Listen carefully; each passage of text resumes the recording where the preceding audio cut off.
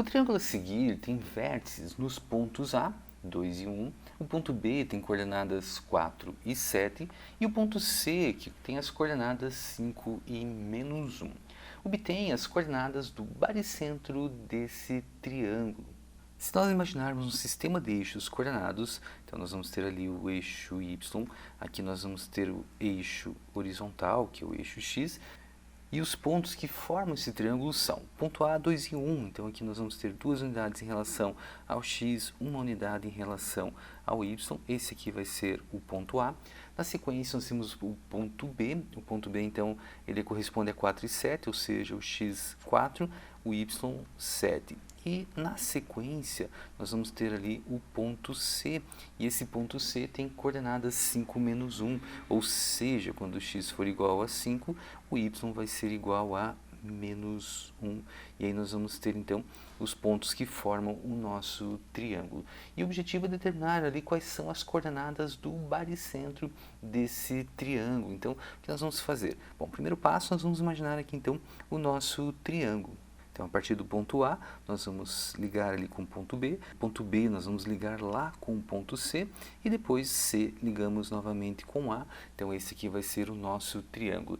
E como é que nós vamos determinar então as coordenadas do baricentro? Bom, esse baricentro então, ele vai ser dado da seguinte forma, podemos chamar por exemplo de D, o ponto relacionado aqui ao baricentro, e nós vamos ter então a fórmula dada da seguinte maneira, nós vamos ter aqui x do ponto A mais x do ponto B mais o x do ponto C dividido por 3, então aqui vai ser o x do baricentro desse nosso triângulo, e em relação ao y do baricentro, basta nós efetuarmos a soma então do y de cada um desses pontos, ou seja, nós vamos ter ali YA mais YB mais YC, e nós vamos dividir por 3, então vamos ter aqui as coordenadas do baricentro aqui desse nosso triângulo. E aí vem aquela pergunta, né? Quais são as coordenadas do ponto A? Bom, o ponto A aqui então, ele tem coordenadas 2 e 1, então o x do ponto A corresponde a 2.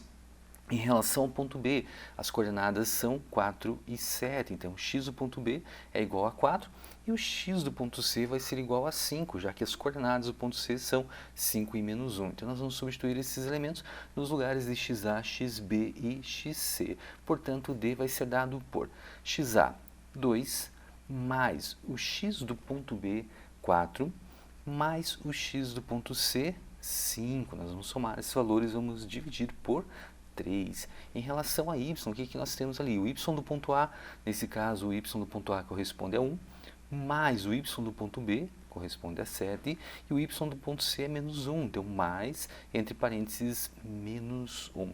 E vamos somar então esses elementos, vamos dividir por 3.